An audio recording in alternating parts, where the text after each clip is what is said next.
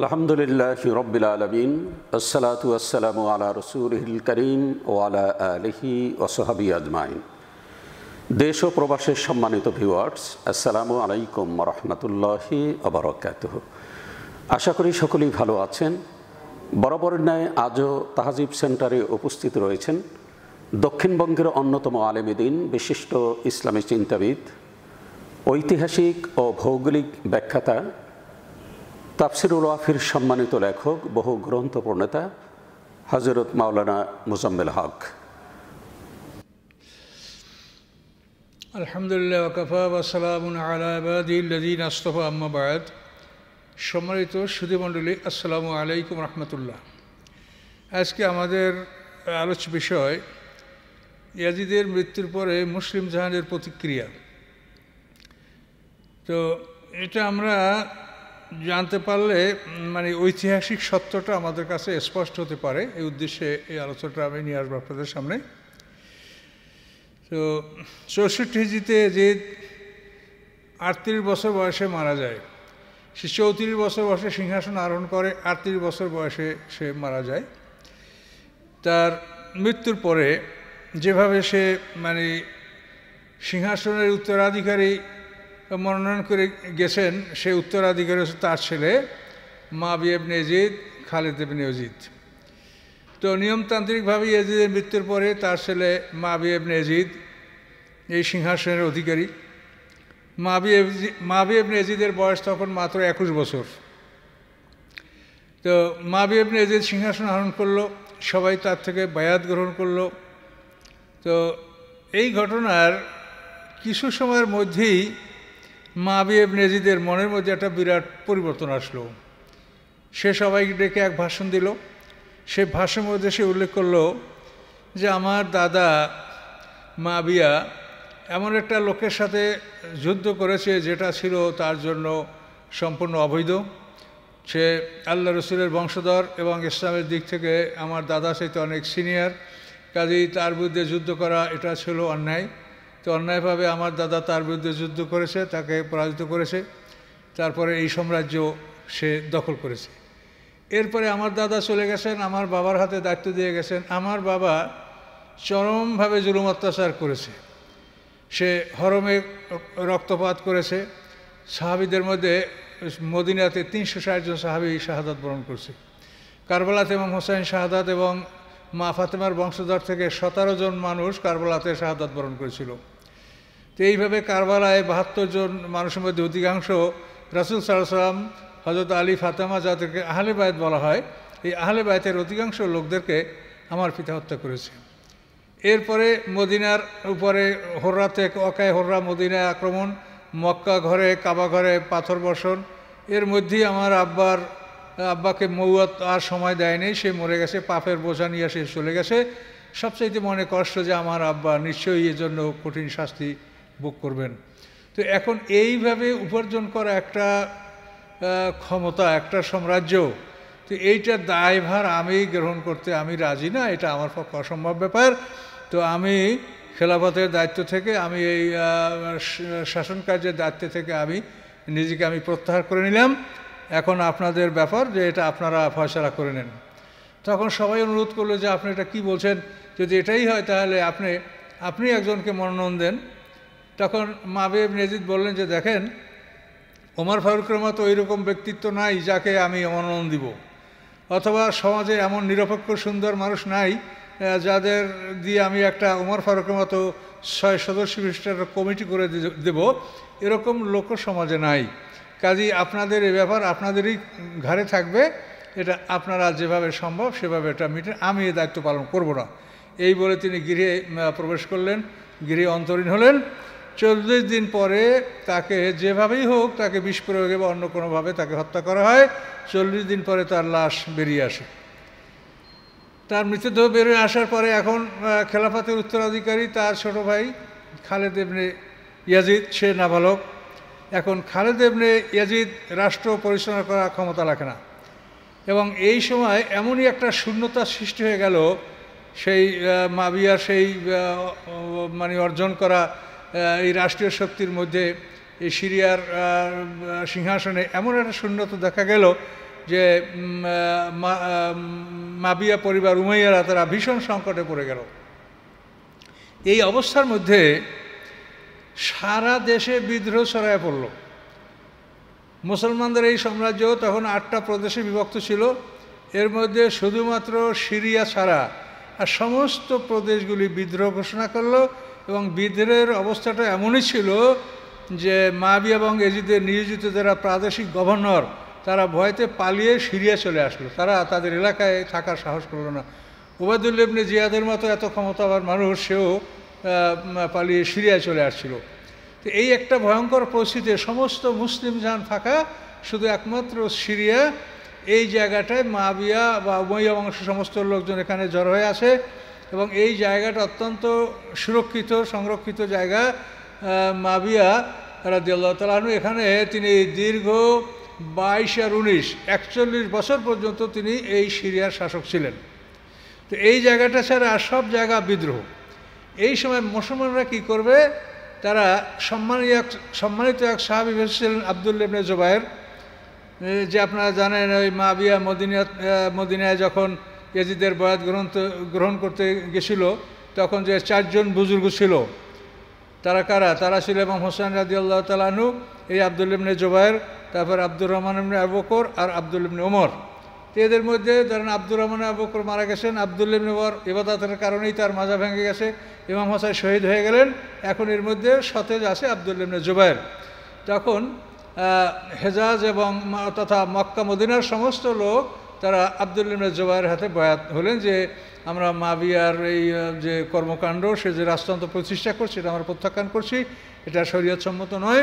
কাজে আব্দুল্লাহ ইবনে জুবায়েরকে তারা তাদের নেতা মনোনীত করলেন, এবং তার হাতে মক্কা মদিনা ইয়েমেন, তারপরে আস্তে আস্তে ইরাক, তারপরে কুফা, এভাবে কুফা বসরা এবং শেষ পর্যন্ত মিশর পর্যন্ত সমস্ত এলাকার লোকেরা আব্দুল্লাহ ইবনে জুবায়ের হাতে বায়াত গ্রহণ করলেন।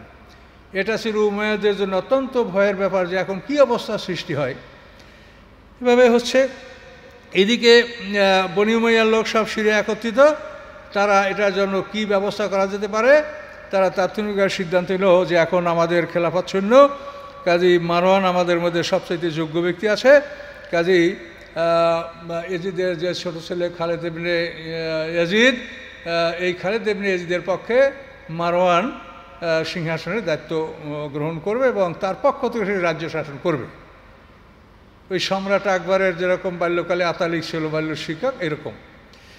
তো এটা সিদ্ধান্ত হলো এবং সর্বসম্মতিক্রমে তারা মারওয়ানকে ক্ষমতা দিল, ক্ষমতা দিয়ে তারা সিংহাসনে বসালো। তো মারওয়ান সিংহাসনে বসার পরে সে দেখলো যে একটা সুবর্ণ সুযোগ পেয়েছি, তখন এই সুযোগের সদ্ব্যবহার সে করলো কি, খালেদ ইবনে ইয়াজিদকে বঞ্চিত করে তার নিজের ছেলে আব্দুল মালিক ইবনে মারওয়ানকে তার উত্তরাধিকারী মনোনীত করলো। এই ঘটনা যখন ফাঁস হয়ে গেল, তখন আবার সেই মাবিয়া রাদিয়াল্লাহু তাআলা এবং তার বংশের মধ্যে চণ্ডক্ষোভ শুরু হলো, রাজপরিবারে খুব শুরু হলো। শেষ পর্যন্ত মারওয়ান ঘুমন্ত অবস্থায় ছিল। এই সময় মারওয়ানের স্ত্রী মারওয়ানকে নাকের উপরে বালিশ চাপা দিয়ে মেরে ফেলছিল। মারওয়ানের স্ত্রী হলো এজিদের স্ত্রী। এজিদ মারা যাওয়ার পর এজিদের বিধবা স্ত্রীকে মারওয়ান বিয়ে করছিল। তো এই স্ত্রীর হাতে এভাবে মারওয়ান মারা গেল। তার শাসনকাল ছিল 9 মাস 18 দিন, 64 হিজরি থেকে শুরু করে 65 কিছু অংশ নিয়ে 9 মাস 18 দিন শাসনকাল। সে মারা যাওয়ার পরে যেটা রাজতন্ত্রের বিধান, সেই অনুযায়ী যখন তার সে কাকে সিলমার করে দায়িত্ব দিয়েছে, কাকে সে নির্বাচন করেছে, এটা খুলে দেখা গেল যে তার ছেলে আব্দুল মালিক ইবনে মারওয়ান। এখান থেকেই সেই মাবিয়ার যেটা 25 বছর সাধনা করে মাবিয়া, 25 বছর বুঝেন, হযরত আলী রাদিয়াল্লাহু তাআলা আনহুর খেলাফতের 6 বছর আর নিজে খেলাফতের 19 বছর, নিজের শাসনামল 19 বছর। এই 25 বছর চেষ্টা করে যে রাষ্ট্রতন্ত্র প্রতিষ্ঠা করেছিল, এইটা মাত্র 3.5 বছর এর মধ্যেই শেষ হয়ে গেল। এটা আল্লাহ তাআলা তাকে ভোগ করার সুযোগ দিলেন না, বরং এক বোঝা পাপ, এই পাপের রাশি মাথায় নিয়েই তারা পৃথিবী থেকে বিদায় গ্রহণ করলেন। তো এই কথাগুলো আপনাদের কাছে বলছি এই জন্য যে প্রতিক্রিয়াটা বোঝেন। আপনারা অনেকেই মনে করেন যে না, তারা ভালো মানুষ ছিল, তো ভালো মানুষ যদি এখন আমি মনে করি বা আপনি মনে করেন, এটা করতে পারেন, যার যার আপনার প্রত্যেকটা মানুষ স্বাধীন, প্রত্যেকটা মানুষ তার মতামত ব্যক্ত করতে পারে বা চিন্তা ধারণা যা পোষণ করে সে পোষণ করতে পারে। কিন্তু বিষয়টা হলো যে আপনারা সেই যুগের মানুষের মনোভাবটা আপনারা বিবেচনা করেন। যে সেই যুগের মানুষেরা কোনো ক্রমেই এই মুয়াবিয়ার এই কর্মকাণ্ড এবং এজিদের এই কর্মকাণ্ডকে সমর্থন করে নাই। তাহলে মুসলমানদের সেই বিশাল সাম্রাজ্য, যেটা 8টা প্রদেশে ভাগ করা ছিল, একমাত্র সিরিয়া ছাড়া সমস্ত সাম্রাজ্যের মুসলমানরা বিদ্রোহ করলো এবং আব্দুল্লাহ ইবনে জুবাইরের হাতে তারা বায়াত গ্রহণ করলো। কিন্তু পরিতাপের বিষয় যে আব্দুল্লাহ ইবনে জুবাইর রাদিয়াল্লাহু তাআলা আনহু বেশি সময় টিকতে পারেন নাই, 73 হিজরিতেই তিনি শাহাদাত বরণ করেছেন। তো এইটার কারণ, এটা একটা চিন্তার বিষয়। এখানে আপনারা নিজেদের বিবেককে কাজে লাগান যে দেখেন, আব্দুল্লাহ ইবনে জুবাইর সে একজন নেককার মানুষ, আল্লাহর আবেদ পবিত্র বান্দা, কিন্তু সে তো ইতিপূর্বে রাষ্ট্র পরিচালনার অভিজ্ঞতা তার নাই। এর আগে সে কোনো প্রাদেশিক গভর্নরও ছিল না, কোনো মানে কেন্দ্রেরও কোনো বড় দায়িত্বে তিনি ছিলেন না। কাজে তিনি একজন নেককার মানুষ, মানুষেরা নেককার হিসাবে তার হাতে বায়াত গ্রহণ করেছে। এটা হচ্ছে মানুষের একটা মনের ক্ষোভ বা মানুষের মনের দুঃখের একটা বহিঃপ্রকাশ যে আমরা এইটা পছন্দ করি না। কিন্তু আব্দুল্লাহ ইবনে জুবাইর সে যে এত বড় সাম্রাজ্যের যে মূল শক্তিটা, যেটা মুয়াবিয়া অন্তত 19 বছর সে মানে সিরিয়াকে কেন্দ্র করে এখানে বসে গোটা মুসলিম জাহানটাকে সে পরিচালনা করছে। তো এই এত বড় 3টা মহাদেশব্যাপী এই যে একটা সাম্রাজ্য, এই সাম্রাজ্যের অর্থ, এই সাম্রাজ্যের অস্ত্র, এই সাম্রাজ্যের সৈন্য সংখ্যা, এই সাম্রাজ্যের গণ্যমান্য ব্যক্তি, এই যে বিভিন্ন বস্তু, এইটা তো আব্দুল্লাহ ইবনে জুবাইরের কাছে কিছুই ছিল না। সে একমাত্র সুন্দর একজন মানুষ, ভালো মানুষ, সে যোগ্য ব্যক্তি, সবাই তার হাতে বায়াত গ্রহণ করেছে। তো এখন দেখেন সাধারণ মানুষের অবস্থা এরকমই হয়ে থাকে। এখন আব্দুল্লাহ ইবনে জুবাইর এভাবে একজন সুন্দর মানুষ, কিন্তু মারওয়ান ক্ষমতায় আসার পরপরই সে মিশর আক্রমণ করলো। আক্রমণ করার ফলে মিশর জয় করতে সক্ষম হলো। এরপরে মারওয়ানের পতনের পরে যখন আব্দুল মালিক ইবনে মারওয়ান ক্ষমতায় আসলো, তখন এই বিষয়টাই ছিল তাদের জন্য সবচেয়ে বড়, যে আব্দুল্লাহ ইবনে জুবাইর দেশের অধিকাংশ এলাকা দখল করে আছে, মানুষেরা তার আনুগত্য করছে আর আমাদের বিরুদ্ধে তারা আন্দোলন করছে। তখন এই আব্দুল মালিক ইবনে মারওয়ান সে প্রথমে ইরাকের উপর আক্রমণ করলো। তো ইরাকের তখন শাসক ছিল আব্দুল্লাহ ইবনে জুবাইরের পক্ষ তার ভাই মুসআব রাদিয়াল্লাহু তাআলা আনহু। আক্রমণ করার পরে ইরাকের লোকেরা গাদ্দারি করলো। এই ইরাকের লোকদের যে ইতিহাসটা জীবনের, ইমাম হোসেনের সাথে গাদ্দারি করেছে, আবার ইমাম আব্দুল্লাহ ইবনে জুবাইরের ভাই মুসআব রাদিয়াল্লাহু তাআলার সাথে এরা গাদ্দারি করলো। এদের আরও একটা গাদ্দারি ইতিহাস আমি আপনাদেরকে পরে বলবো। এই 3টা গাদ্দারি ইতিহাস ইরাকবাসীদের আছে।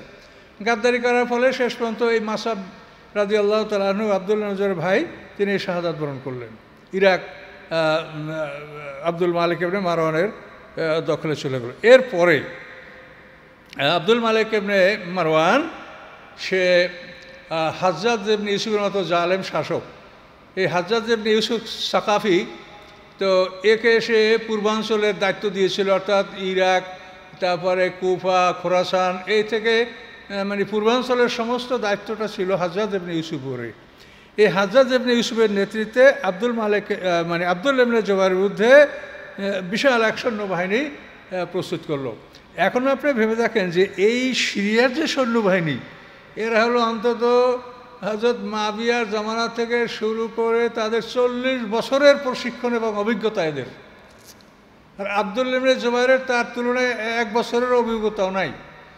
কাজে এই একটা যুদ্ধ পরিচালনা করতে তার জন্য যে অর্থ সরবরাহ করা লাগে, সৈন্যবাহিনী প্রস্তুত করতে তার জন্য অস্ত্র, সওয়ারি, এগুলো প্রস্তুত করে অর্থ সম্পদ প্রয়োজন, এটা কি আব্দুল্লাহ ইবনে জুবাইরের আছে? সে তো রাষ্ট্রের উপরে মানে তার কোনোই মানে রাষ্ট্রীয় শক্তি যেটা, এটা কোনো কিছুই আব্দুল্লাহ ইবনে জুবাইরের ছিল না। তারপরও আব্দুল্লাহ ইবনে জুবাইরের সাথে সরল করার মুসলমানরা একত্রিত যুদ্ধ করেছে। তো ওরা এই হাজ্জাজ ইবনে ইউসুফের এই দল মানে তায়েফ অঞ্চল থেকে মক্কা আক্রমণ করছে এবং এইভাবে মক্কার যে যতগুলি পথ ছিল, মক্কা শহরে প্রবেশ পথ, এই আস্তে আস্তে ওরা সমস্ত পথগুলো বন্ধ করে দিল। বন্ধ করে দেওয়ার পর আব্দুল্লাহ ইবনে জুবাইর একটা এমন অবস্থায় পড়ে গেলেন যে মক্কা শহরে এখন দুর্ভিক্ষ দেখা গেল। 7 মাস পর্যন্ত এই অবরুদ্ধ অবস্থা থাকলো। শহরে খাদ্য পানি কোথার থেকেও এটা সরবরাহ হচ্ছে না। আপনারা জানেন যে মক্কা শহর এটা বিদেশের উপরে ব্যবসা নির্ভরশীল শহর, এই শহরে তেমন কোনো ফসল ফ্রুটে উৎপন্ন হয় না। তো এখন যখন 7 মাস পর্যন্ত অবরোধ করে রাখলো, তখন আব্দুল্লাহ ইবনে জুবাইরের যারা সাথী তারা এখন আস্তে আস্তে আস্তে হটতে লাগলো। হটতে হটতে এখন আব্দুল্লাহ ইবনে জুবাইরের অবস্থাটা মানে খারাপের দিকে গেল। তখন আব্দুল্লাহ ইবনে জুবাইরের মা আসমা বিনতে আবু বকর বেঁচে ছিলেন, তখন যে মায়ের কাছে গেলেন যে মা এই অবস্থা, আমি তো এখন কি করব মা বলেন। তখন মা বলল যে বেটা তুমি তোমার অতীতের ইতিহাস দেখো, তোমার ইমাম হোসেন রাদিয়াল্লাহু তাআলা আনহুকে দেখো, অন্য অন্য মুসলমানকে দেখো, তুমি এই বনি উমাইয়াদের ছোকরাদের হাতের খেলনা হয়েও না, তুমি যুদ্ধ করে আল্লাহর রাস্তায় শহীদ হয়ে যাও। মায়ের উপদেশ, মাকে আসমা বিনতে আবু বকর সিদ্দিকের কন্যা হিজরতের সময় যে পানি এবং ছাতু 2টা মশকে ভরে নিজের পাজামার ফিতা দিয়ে বেঁধে দিয়েছিলেন, জুন্নাত নাতাকাতাইন বলা হয় তাকে। এই মা আব্দুল্লাহ ইবনে জুবাইরের মায়ের কাছে এই খবর শুনে তখন আব্দুল্লাহ ইবনে জুবাইর আল্লাহর নাম নিয়ে লোহার পোশাক পরে অস্ত্র নিয়ে শত্রুদের মোকাবেলায় ঝাঁপিয়ে পড়লেন, প্রচণ্ড বেগে যুদ্ধ করলেন, বহু বেঈমানদের হতাহত করলেন। এরপর শেষ পর্যন্ত তিনি শাহাদাত বরণ করলেন। তিনি শহীদ হয়ে যাওয়ার পরে তার মস্তিষ্ক সম্বন্ধে অনেক কথা আছে যে হাজ্জাজ ইবনে ইউসুফ মস্তিষ্কটাকে একটা গামলার মধ্যে যেরকম খাবার রাখা হয় এভাবে রেখে ঢেকে মায়ের কাছে চাদর দিয়ে ঢেকে পাঠিয়ে দিয়েছে। মা যখন চাদরটা তুলল তখন দেখে তার ছেলের মাথা, তখন তাকে তিনি দুঃখ না করে তিনি আনন্দ করলেন যে আলহামদুলিল্লাহ আমি শহীদের মা হতে পেরেছি। এরপর আব্দুল্লাহ ইবনে জুবাইর লাশটাকে ওরা হাজুনে ফাঁসিতে ঝুলিয়ে রেখেছিল এবং পরবর্তীতে এখান থেকে আর মস্তিষ্কটা আব্দুল মালিক ইবনে মারওয়ানের কাছে পাঠিয়ে দিয়েছিল। তো আব্দুল মালিক ইবনে মারওয়ান হাজ্জাজকে ধমকাইছে যে তুমি তার লাশকে ওরকম ঝুলাইলে কেন, তুমি তার মায়ের কাছে লাশ হস্তান্তর করো। এভাবে তার মায়ের কাছে লাশ হস্তান্তর করা হয় এবং আব্দুল্লাহ ইবনে জুবাইরের পতনের পরে বনি উমাইয়াদের আবার সেই পুরানো শান শওকত, সম্পূর্ণ সাম্রাজ্য তাদের হস্তগত এবং 100টিয়া ক্ষমতার অধিকারী তারা হয়ে যায়।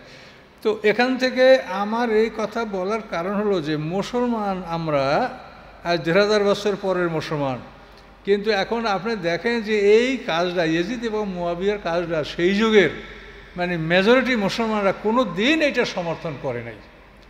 এখন ধরেন পৃথিবীতে রাষ্ট্রযন্ত্রের সমর্থক তারা ইয়েজিদ এবং মুয়াবিয়ার পবিত্রতা তাদের গান গাবেই, যেহেতু তাদের উৎস, তাদের পাইওনিয়ার, তাদের অগ্রদূত হচ্ছে এরা, এই জন্য এটা গাবে।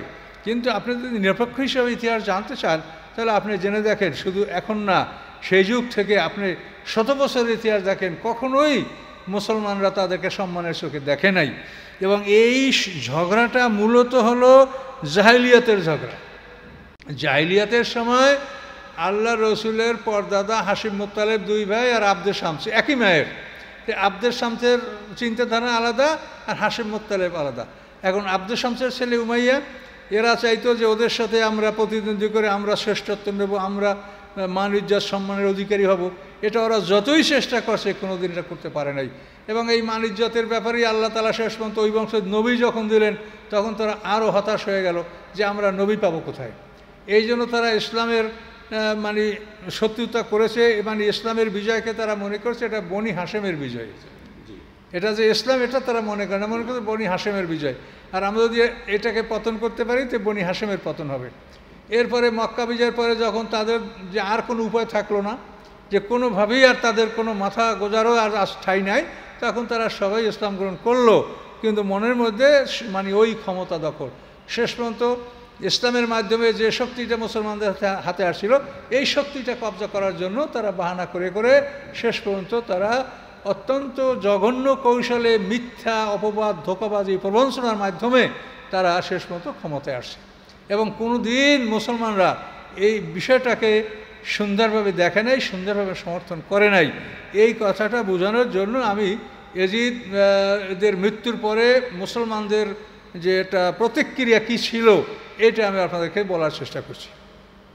আব্দুল মালিক ইবনে মারওয়ান এ লোক এতই কঠোর ছিল, সে খুব মানে খলিফা হয়ে সে শাসক হয়ে সে বক্তৃতা দিল যে আপনারা জেনে রাখেন আমি ওসমান রাদিয়াল্লাহু তাআলার মতো নরম মানুষ নই এবং মুয়াবিয়ার মতো এরকম মিষ্টিভাষীও নই, আমি শক্ত মানুষ। আমাকে যদি আপনারা কেউ পথ দেখান তাহলে আমি তলোয়ার দ্বারা আপনাকে পথ দেখাবো, আমাকে কিছু বলবেন না। এবং আরেক ভাষণে তিনি বলছেন যে কেউ যদি বলে যে তাকওয়া ইত্তাকিল্লাহ, তাহলে আমি সাথে সাথে তার গর্দান উড়াই দেব। এবং এই আব্দুল মালিক ইবনে মারওয়ান উনি দেখতে পেলেন যে হজের মৌসুমে মানুষ যখন মক্কায় যায়, তা আব্দুল্লাহ ইবনে জুবাইর উনি তো মক্কায় ছিলেন, তো এরা গেলেই ওনার হাতে বায়াত হচ্ছেন। এই জন্য ঘোষণা করে যে সিরিয়াবাসীরা মক্কায় হজ করতে পারবে না, তাদের হজ বন্ধ করে দেওয়া হলো। এবং দামেস্কের মসজিদের সামনে পাথরের একটা কোব্বা নির্মাণ করা হলো এবং বলা হলো যে আরাফাতের দিন সব মুসলমানরা এখানে সমবেত হবে। এবং সে এও ঘোষণা করলো যে জুমা আসর এটা মাগরিবের সময় পড়তে হবে, এই সময় নষ্ট করা যাবে না। এইভাবে সেই মারওয়ানের ছেলে আব্দুল মালিক ইবনে মারওয়ান 65-তে ক্ষমতায় আসার পর 85 পর্যন্ত দীর্ঘ 20 বছর পর্যন্ত এইভাবে জুলুম অত্যাচারের মাধ্যমে সেই মানে তাদের বংশের ক্ষমতাকে পোক্ত করেছে। এবং তার সহযোগিতা ছিল এই হাজ্জাজ ইবনে ইউসুফ এবং অন্যান্য সেনাপতিরা। তো এই হাজ্জাজ ইবনে ইউসুফের কথাটা এখানেই শেষ করি। হাজ্জাজ ইবনে ইউসুফের জুলুমের পরিচয় হলো মোহাম্মদ বিন কাসিম তার চাচাতো ভাই। তো 93 হিজরিতে এই মোহাম্মদ বিন কাসিম সিন্ধু বিজয় করেছিল। এই সিন্ধুতে অভিযান পরিচালনার কারণ ঐতিহাসিকভাবে নানাভাবেই পাওয়া যায়। একটা বিবরণে পাওয়া যায় যে শ্রীলঙ্কায় কিছু মুসলমান বসবাস করত, সেই মুসলমানরা একবার একটা জলজাহাজে করে মক্কায় আসতেছিল। প্রতিমধ্যে দাইবুল বন্দরের কাছে রাজা দাহিরের লোকজনরা তাদেরকে আক্রমণ করে তাদের নৌকা লুটপাট করেছে, তাদের নারী শিশুদেরকে বন্দী করেছে, তাদের মালামাল লুট করেছে। তো হাজ্জাজ ইবনে ইউসুফ যে পূর্বাঞ্চলের সে গভর্নর এবং সেনাপতি, সে এটার ক্ষতিপূরণ দাবি করছিল। কিন্তু রাজা দাহির বলে যে ওই সমুদ্রে যে পাইরেটস যে জলদস্যুরা, ওটা আমার অধীনে না, আমি এর ব্যাপারে কোনো ক্ষতিপূরণ আপনাকে দিতে পারবো না। তখন হাজ্জাজ ইবনে ইউসুফ তার ভাইয়ের ছেলে যুবক মোহাম্মদ বিন কাসেমকে অভিযানে পাঠান এবং মোহাম্মদ বিন কাসেম রাজা দাহিরের সাথে সেই দাইবুল বন্দরের ওখানে প্রচণ্ড যুদ্ধ হয়। সেই যুদ্ধে রাজা দাহির পরাজয় বরণ করে এবং মুসলমানরা জয়লাভ করে এবং ওখান থেকে মুসলমানরা আরও অগ্রসর হয়ে মুলতাল পর্যন্ত মুসলমানরা দখল করে। এটা হলো আরবি 93 হিজরি আর ইংরেজি হলো 712 খ্রিস্টাব্দ। তো এই সিন্ধু বিজয়ের পরে যে মর্মান্তিক ঘটনাটা, এটা ঐতিহাসিক সত্য কী সেটা আমি আপনাদেরকে গ্যারান্টি দিয়ে বলতে পারবো না। তবে একটা বিবরণ এই আছে যে রাজা দাহিরের 2 কন্যা, খুব সুন্দরী 2 কন্যাকে মোহাম্মদ বিন কাসিম বন্দি করে তাদেরকে দাসী হিসাবে নিয়ে গেছিল এবং হাজ্জাজ ইবনে ইউসুফের কাছে সুপর্দ করেছিল। তো এই 2 দাসী হাজ্জাজ ইবনে ইউসুফের কাছে যাওয়ার পরে বলে যে আমরা আপনার যোগ্য নই, আমরা অপবিত্র। কেন? যে আপনার সেনাপতি আমাদের ইজ্জত নষ্ট করেছে। তখন হাজ্জাজ ইবনে ইউসুফ তাদের এই কথা বিশ্বাস করে মোহাম্মদ বিন কাসিমকে ডেকে তাকে নির্মমভাবে হত্যা করে। কিন্তু মোহাম্মদ বিন কাসিমকে হত্যা করার পরে ওই মেয়েরা বলে যে আমাদের মনোবাঞ্ছা পূরণ হয়েছে, এখন আমরা সত্য বলছি যে আপনার সেনাপতি মোহাম্মদ বিন কাসিম সে একজন পুতপবিত্র মানুষ, সে কোনো অন্যায় করে নাই, কাজে আমাদের যে সে আমাদের দেশ ধ্বংস করছে তা আমরা তাকে ধ্বংস করব। এজন্য আমরা এই কথা বলেছি। তো আল্লাহ ভালো জানেন এগুলি ঐতিহাসিক ব্যাপার, কোনো ওহির খবর না যে আমরা সত্য বা মিথ্যা আপনাদেরকে জোর করে বলবো। তো হাজ্জাজ ইবনে ইউসুফের অত্যাচার সম্পর্কে যেটা ইতিহাসে বলা আছে যে সে 1,20,000 মানুষ হত্যা করছে, তার মধ্যে 30,000 ছিল নারী এবং 80,000 লোক সে জেলে অবরুদ্ধ করে রেখেছিল। শেষ পর্যন্ত 53 বছর বয়সে হাজ্জাজ ইবনে ইউসুফ 95 হিজরিতে সে মারা যায়। সে মৃত্যুর আগে একজন তাবি, বিখ্যাত একজন তাবি শাহেদ ইবনে জুবাইর নামক একজন তাবিকে হত্যা করেছিল। এই তাবিকে হত্যা করার পরে সে মারাত্মকভাবে অসুস্থ হয়ে পড়ে। তার পেটের মধ্যে কি পীড়া হয়েছে কোনো ডাক্তার, কোনো চিকিৎসক, কোনো হাকিমের কোনো সুরা খুঁজে পায় না। শেষ পর্যন্ত একজন হাকিম অনুসন্ধান করে পেলেন যে তার পেটের মধ্যে পোকা হয়েছে, সেই পোকায় কামড়াচ্ছে। তখন সেই হাকিম তাকে ব্যবস্থা দিলেন যে আপনি 1 টুকরা কাঁচা গোস্ত সুতায় বেঁধে গিলে ফেলবেন। গিলে ফেলার পরে ওই গোস্ত টুকরা যখন পেটে যাবে তো ওই কিড়াগুলি ওই নূতন গোস্ত পেয়ে ওই গোস্ত মধ্যে ঢুকবে। তখন ওই আপনি আবার ওই সুতাটা টাইনে ওই গোস্তটা বের করবেন, তো ওই গোস্তের সাথে 200টা পোকা বের হয়ে আসবে। তো এইভাবে যদি আপনি আস্তে আস্তে পোকাগুলো বের করতে পারেন তাহলে যদি আপনি সুস্থ হন, এছাড়া আপনার সুস্থ হওয়ার অন্য কোনো বিকল্প পথ নাই। এইভাবে শেষ মাসে ওই বাঁচার জন্য কাঁচা গোস্ত সুতে বাইদা গেল তো আবার কিছু সময় টাইনে বাইর করতো। এই নিজের আজাব নিজেই এরকম দিয়া দিয়া হাজ্জাজ ইবনে ইউসুফের অপমৃত্যু হয়। শোনেন, ইতিহাস একটা এমন জিনিস, সেটার ঐতিহাসিক সত্য না হলে এটাকে কেউ গ্রহণ করে না। এই যে ইতিহাসগুলি আমি বলছি, আমিনুল ইহসানের লেখা ইতিহাস, এই ইতিহাসগুলি পাকিস্তান আমলের সমস্ত মাদ্রাসার সিলেবাস ছিল। তো মানে একটা জাতির শিক্ষার জন্য একটা সিলেবাস যে ইতিহাস থাকে, সেই ইতিহাসটা কোনো একটা ফলস বা মিথ্যে ইতিহাস বা ভুল ইতিহাস হইতে পারে না। কাজে এই জন্য আপনাদের ওই আল্লাহ বলছে আফালা তাআকিলুন, আপনাদেরও নিজেদের জ্ঞান, আফালা ইয়াতাদাব্বারুনাল কোরআন আম আলা কুলুবিন আকফালুহা, কাজে আপনাদেরও অন্তরে তালা না লাগে, আপনারা বোঝার চেষ্টা করেন যে একটা দেশের জাতীয় শিক্ষার পাঠ্য তালিকা একটা ইতিহাস, সেই ইতিহাসটা আপনি বলবেন ফলস। তাহলে আমি এখন আপনাদেরকে বলবো যে আমি উমাইয়াদের 91 বছর ইতিহাস সব আমি বলছি, তা আপনারা বলেন যে এগুলো সব ফলস, না ওই মাবিয়া রেজিদের যেটু ওইটুক ফলস, এটা তাহলে আপনারা বলেন যে আসলে কি। তো এই জন্য আমার কথা হচ্ছে যে মানুষ স্বাধীন হিসেবে যে কোনো মত পোষণ করতেই পারে, কিন্তু এই জন্য সত্যকে আড়াল করে মিথ্যার আশ্রয় নেওয়া কারো পক্ষে ঠিক হবে না। এগুলি আপনারা আলেম সবাই, আপনারা শ্রদ্ধেয় আলেম ওলামা, আপনারা এটা জানেন আল্লাহর কোরআনের বিধান। আল্লাহর কোরআনে বলেছে মাইয়াশফা শাফাতান হাসানাতান ইয়াকুল্লাহু নাসিবুম মিনহা অমাইয়াশফা শাফাতান সাইয়াতান ইয়াকুল্লাহু কিফলুম মিনহা। সূরা নিসার 85 নম্বর আয়াত, যে ভালো কাজের সুপারিশ করলে সে ওই কাজের একটা অংশ পাবে, সুপারিশকারী একটা অংশ পাবে, আর খারাপ কাজের সুপারিশ করলে ওই খারাপ কাজের একটা ফল ওই সুপারিশকারী পাবে। এটা তো আল্লাহ রাসূল হাদিসেও এটা এরকম বলেছে। তাহলে এখন বলেন, এই রাজতন্ত্রের ফলে যে সমস্ত নিরপরাধ মানুষগুলি খুন হলো, এগুলি সম্পর্কে আল্লাহর কোরআন কি বলছে? অমান কাতালা নাফসান বেগারে নাফসেন আও ফাসাদিন ফিল আরদি ফাকান্নামা কাতালান নাসা জামিয়া। তাহলে এখন দেখেন, মদিনায় 360 জন সাহাবী, মদিনার সাহাবী ভেবে দেখেন, এই মদিনা শহরে 360 জন সাহাবী কতল করা হলো। তো এই রাজতন্ত্রে এজিদকে কে বসালো, কারা বসালো? আপনি এটা শুধু এজিদের ঘাড়ে চাপাইলে হবে? এজিদ তো কোনোদিন এই ক্ষমতার ধারেও আসতে পারতো না। যেই মুরব্বী হুজুররা, যে বুজুর্গানরা, এই বুজুর্গানরাই তাকে ক্ষমতায় বাড়িয়েছে।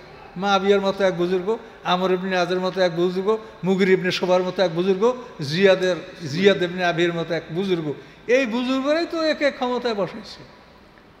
কাজে এই জন্য কোরআন থেকে কথাগুলো বোঝার চেষ্টা করে। আমি গায়ের বলে কথা আপনাকে বলবো না, আর গায়ের বলে কথা আপনি কারো শুনবেন না। কোরআন যেটা বলে যে অমা কানাল মুমিন আইয়াকতুল মুমিনা ইল্লা খাতা, একজন মোমেন ভুলবশত ছাড়া একজন মোমেন হত্যা করতে পারে না। কাজে এরা কি ভুলে হত্যা করছে? তো এই যে হত্যাগুলো, মোমেনের উপরে যে তলোয়ারগুলো উঠলো এই রাজতন্ত্রের কারণে, কাজে এই রাজতন্ত্রের যারা প্রতিষ্ঠাতা তারা সবাই কোরআনের আইনে, এরা সবাই এর বোঝা ভোগ করতে বাধ্য। কাজে এই জন্য আপনারা, আমরা যারা আসি, আমরাও আল্লাহর কাছে যাব, কাজে আমরাও কে কি সমর্থন করি, কার মনে কি, এটা কিন্তু আমরাও আল্লাহ না করুক জন্য আমরাও অযথাই এই পাপের বোঝার মধ্যে আমরা ডুবে না যাই। এটা আপনারা কোরআন থেকে দেখে নেন, এটা আমি বলি না যে আমার কথা শোনেন, আপনারা এই যে কোরআন আয়াতগুলি দেখে নেন যে আল্লাহ কী বলছে। মেন আজলে জালিকা কাতাবনা আলা বানি ইসরাইল আন্নাহু মান কাতালা নাফসান বিগাইরি নাফসিন আও ফাসাদিন ফিল আরদি ফাকান্নামা কাতালান নাসা জামিয়া। তাহলে এখন নিরপরাধ একটা মানুষ কতল করা হচ্ছে, সমস্ত পৃথিবীর মানুষকে কতল করা। এখন মদিনা শহরের সাহাবীদেরকে হত্যা করা হলো, 360 জন মদিনা শহর, এইভাবে কত মানুষ আপনি দেখবেন। এখন দেখেন এখানে এই যে এজিদ আর ছেলে যে মুআবিয়া ইবনে ইয়াজিদ, তো এ যে সিংহাসন গ্রহণ করলো না, যে সে পদত্যাগ করলো, প্রত্যাহার করলো, তো এই বনী উমাইয়ারা তার কারণ অনুসন্ধান করতে লাগলো। কারণ অনুসন্ধান করে দেখলো যে এই মুআবিয়ার যে গৃহশিক্ষক ছিল আতালিক, সেই গৃহ শিক্ষক হল আমর আল মাকসুস, সেই লোক ছিল হকপন্থী। সে মানে মুআবিয়া ইবনে ইয়াজিদকে সঠিক দিনের শিক্ষা দিয়েছে, যার ফলে মুআবিয়া এই সিংহাসন, গদি বা এই রাজ্য পরিচালনার ভার গ্রহণকে অস্বীকার করেছে। এই কারণে শেষ পর্যন্ত আমর আল মাকসুস এই লোকটাকে তারা একেবারে জ্যান্ত মাটি দিয়ে দিচ্ছে, মারে না মারিয়া জেতা কবর দিয়ে রাখছে এই লোকটাকে, তার আমর আল মাকসুস। তো রাষ্ট্র কি পারে এগুলো আপনারা দেখেন, আপনারা যদি বলেন যে এটা সত্য না, তাহলে সত্য কি সেটা আমর আল মাকসুস, একে তারা জ্যান্ত কবর দিয়েছে। সম্মানিত সুধী, আমরা আমাদের সিনিয়রদেরকে অনুসরণ করব, এটা আল্লাহ তাআলার আদেশ। রাদিয়াল্লাহু আনহু একটা পদবী, এটা হচ্ছে সাহাবীদের পরিচয়। একটা নামের সামনে যদি রাদিয়াল্লাহু আনহু লেখা থাকে তা মানুষরা বুঝতে পারে যে এই লোকটা সাহাবী। তো সাহাবীদের পরিচয় হলো রাদিয়াল্লাহু আনহু। তো এই রাদিয়াল্লাহু আনহুর লকবটা পাওয়ার জন্য আল্লাহ কোরআনে কি বলেছে সেটা দেখেন। কোরআনে এক বলেছে যে লাকাদ রাদিয়াল্লাহু আনিল মুমিনিনা ইয বায়ুনাকা তাহতা শাজারাতে, এই হুদায়বিয়া সন্ধিতে সেই সামুরা বাবলা গাছের নিচে যারা বায়াত গ্রহণ করছে, আল্লাহ তাদের ব্যাপারে লাকাদ রাদিয়াল্লাহু, এই রাদিয়া শব্দটা ব্যবহার করলেন। সূরা তাওবার 100 নম্বরেতে আল্লাহ বলেন আস-সাবিকুনা আল-আউয়ালুনা আস-সাবিকুনা আল-আউয়ালুনা মিনাল মুহাজিরিনা ওয়াল আনসারি, আনসার মুহাজির থেকে যারা পূর্ববর্তী, আল্লাযিনা তাবাহুম বিইহসানিন রাদিয়াল্লাহু আনহুম ওয়া রাদু আনহু। তাহলে এখন সাবিকুন আল আউয়ালুনা মিনাল মুহাজিরিন আনসার, আনসার মুহাজিরদের মধ্যে যারা অগ্রবর্তী প্রথমবর্তী এবং পরবর্তীতে যারা স্বেচ্ছায় সুন্দরভাবে তাদের আনুগত্য করে, এই তিন দল হলো রাদিয়াল্লাহু আনহুমের অন্তর্ভুক্ত। তো এইভাবে তাফসিরে স্পষ্ট বলা আছে যে সমস্ত মুসলিম জাতি তিন দলে বিভক্ত, আনসার, মুহাজির এবং তাদের আনুগত্যকারী। এর বাইরে কেউ নাই, এর বাইরে কেউ মুসলমানদের দলভুক্ত হওয়ার অধিকার রাখে না। এটা কোরআনে বলা আছে। এখন আমরা এই আনুগত্য যাদের মধ্যে নাই তাদেরকে তো রাফিজি বলে। এই যে রাফিজি একটা দল বলতে আপনারা শোনেন, রাফিজি মানে কি? যারা নেতার আনুগত্য করে না তারা রাফিজি, যারা যুদ্ধের মাঠ থেকে নেতার আনুগত্য অমান্য করে যারা মাঠ থেকে পালায় তাদেরকে রাফিজি বলা হয়। রাফাজা মানে ত্যাগ করা, অমান্য করা। তো এখন আপনারা এই বিষয়গুলি দেখেন যে মুআবিয়া ইবনে ইয়াজিদ তার উস্তাদকে তারা জ্যান্ত কবর দিয়া তারা হত্যা করে ফেলল। কত বড় মর্মান্তিক ব্যাপার। তো আসেন আমরা সামনে আগাই। এই আব্দুল মালিক ইবনে মারওয়ান 20 বছর পর্যন্ত জুলুম অত্যাচারের মাধ্যমে তাদের মানে বংশীয় রাজনীতি, বংশের জন্য তারা তাদের এই রাষ্ট্র এটা খুব দৃঢ়ভাবে তারা প্রতিষ্ঠা করতে সক্ষম হয়েছে। এই 20 বছর পরে আব্দুল মালিকের ছেলেদের পালা। আব্দুল মালিকের ছেলে হলো আব্দুল মালিক ইবনে মারওয়ানের ছেলে হলো 4টা। ওলীদ ইবনে আব্দুল মালিক, সুলাইমানের আব্দুল মালিক, তারপরে হলো ওলীদ ইবনে আব্দুল মালিক, সুলাইমানের আব্দুল মালিক, তারপর হলো ইয়াজিদ ইবনে আব্দুল মালিক, তারপর হলো হিশাম ইবনে আব্দুল, এই 4 জন ছেলে। তো এখন আব্দুল মালিক ইবনে মারওয়ান সে 2 ছেলেকে মানে স্থলাভিষিক্ত করে গেছে নিজে, ওলীদ ইবনে আব্দুল মালিক এবং সুলাইমান ইবনে আব্দুল মালিক। সেই ওলীদ ইবনে আব্দুল মালিক সিংহাসন আরোহণ করে 86 হিজরিতে, 86 থেকে 96 এই 10 বছর পর্যন্ত, 86 থেকে 96 পর্যন্ত ওলীদ ইবনে আব্দুল মালিক উমাইয়া বংশের খেলাফতের দায়িত্ব পালন করে। সে পিতার চাইতে তুলনামূলক কিছুটা নম্র ছিল, কিন্তু এই লোকটা শিক্ষা দীক্ষায় খুবই পিছানো ছিল, কিন্তু রাজনৈতিক প্রজ্ঞা ছিল। এবং এরই আমলে এই যে এর হাতে ভাগ্যক্রমে সে খুব অভিজ্ঞ সেনাপতি। এদিকে হাজ্জাজ ইবনে ইউসুফ তো পূর্বাঞ্চলে ছিল, পশ্চিমাঞ্চলের সেনাপতি মুসা বিন নজির এবং তারই এক গোলাম ছিল তারেক বিন জিয়াদ। এরা মুসা বিন নজির তো আফ্রিকার শাসক ছিল এবং তারেক বিন জিয়াদকে সে পশ্চিম আফ্রিকার শাসক নির্বাচন করেছিল এবং এরা দুইজন খুব বড় সেনাপতি ছিলেন। এই তারেক বিন জিয়াদের নেতৃত্বেই ভূমধ্যসাগর পাড়ি দিয়ে এই মুসলমানরা স্পেন, কর্ডোবা, গ্রানাডা এগুলি মুসলমানরা জয় করেছে। এবং এই তারেক বিন জিয়াদ উনি যখন ভূমধ্যসাগর পাড়ি দিলেন, প্রায় 12 মাইল চওড়া এই সমুদ্র পাড়ি দেওয়ার পরে উনি যে নৌকাগুলিতে গেছিলেন, উনি ওপার যাওয়ার সাথে সাথে সে নৌকাগুলোতে আগুন ধরে পোড়ায় দিলেন এবং সৈন্যবাহিনীকে বললেন যে তোমাদের সামনে সৈন্য, সামনে তোমাদের শত্রু বাহিনী আর পিছনে তোমাদের মৃত্যু নদী, কাজেই তোমরা এখন যেটা মনে করো, হয়তো যুদ্ধ করে মরো না নদীতে ডুবে মরো, তোমাদের নৌকা ডুবাই দেওয়া হলো। এইভাবে তারেক বিন জিয়াদ এমনভাবে সেই মানে স্পেনে যুদ্ধ করে যে ফলে মুসলমানরা সেখানে জয়লাভ করে এবং স্পেনে কর্ডোবা, গ্রানাডা এগুলি মুসলমানদের আওতাভুক্ত হয়। এবং এখানে ওই তারেক বিন জিয়াদের নাম অনুসারে ওখানে পাহাড়ের নাম রাখায় জাবালুত তারেক। এবং ওই ভূমধ্যসাগরের যে প্রণালী যেটা আটলান্টিক মহাসাগরে পড়েছে, এই প্রণালীটার নাম হয় জিব্রাল্টার প্রণালী। জিব্রাল্টার মানে জাবালুত তারেক, এখান থেকে এই নামটা আসে। তো এরপরে এরা আরও অগ্রসর হতে চেয়েছিল, কিন্তু কেন্দ্র থেকে নিষেধ করা হয়েছে যে তোমরা আর সামনে অগ্রসর হও না। তো এইভাবে ওলীদ ইবনে আব্দুল মালিকের জমানাটা পার হয়েছে। তো 96 পর্যন্ত সে খেলাফতের দায়িত্ব পালন করার পরে তার ভাই সুলাইমান ইবনে আব্দুল মালিক, তো এই সুলাইমান আব্দুল 96 থেকে 99, মানে বেশি সময় পাননি। তো এই সুলাইমান আব্দুল মালিককে কিন্তু এই ওলীদ বঞ্চিত করতে চেয়েছিল তার নিজের ছেলেকে দেওয়ার জন্য, সেটা পারে না। এর মধ্যে তার মৃত্যু হয়েছে, এটা পারে না, সে চেষ্টা করছিল। তো এই সুলাইমান আব্দুল মালিক ক্ষমতায় আসার পরে হাজ্জাজ ইবনে ইউসুফের জুলুম অত্যাচার এটাকে সে বন্ধ করে দিয়েছে, এবং হাজ্জাজ ইবনে ইউসুফ যে সমস্ত লোককে জেলে বন্ধ করেছিল এগুলো সেকে মুক্ত করে দিয়েছে। তো এ তো সামান্য সময়, ধরেন 86, এটা কত হলো, 96 থেকে 99, এই 4 বছর। তো এই সময়ের মধ্যে তার মানে শাসন আমল শেষ হয়ে গেল।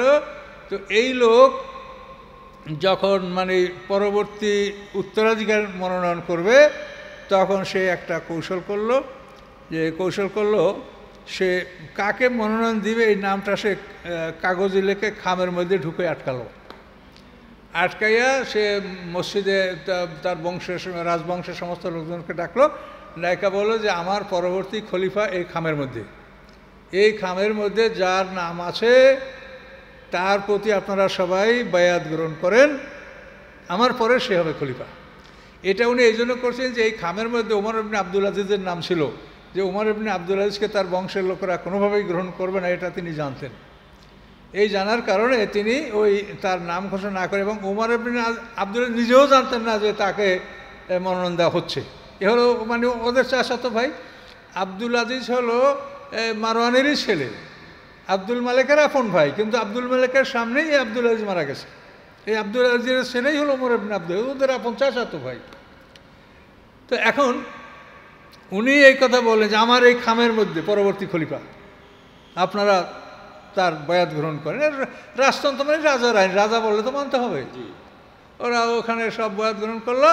বায়াত গ্রহণ করার পরে খাম খোলা হলো, তা দেখা গেল তার মধ্যে ওমর ইবনে আব্দুল নাম প্রথম, তারপর তার ভাই হলো ইয়াজিদ ইবনে আব্দুল মালিক, দ্বিতীয় ইয়াজিদ। তো এইভাবে ওমর ইবনে আব্দুল আজিজ ক্ষমতায় আসলেন, আল্লাহ তাকে আনার পরে তিনি এই পূর্ববর্তীদের যত বেদাত এগুলি তিনি রহিত করার চেষ্টা করলেন।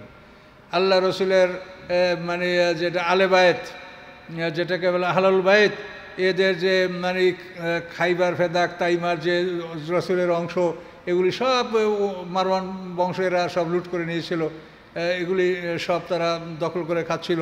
কাজে এগুলি সব উনি ফেরত দিয়ে দিলেন, এবং ন্যায় বিচার খোলাফায়ে রাশিদের আমলকে উনি ফিরিয়ে আনার চেষ্টা করলেন। এবং আপনারা জানেন যে মাবিয়া মানে ইমাম হোসাইন ক্ষমতা ত্যাগ করার পর মাবিয়া যখন একচেটিয়া ক্ষমতার মালিক হলো, তখন থেকে সে বারসারে মেম্বার হযরত আলী রাদিয়াল্লাহু হাসান তাদেরকে গালি দিত, এবং এই গালির প্রতিবাদ করতে গিয়েই তো হযরত ইবনে আদি সাহাবী শহীদ হলেন।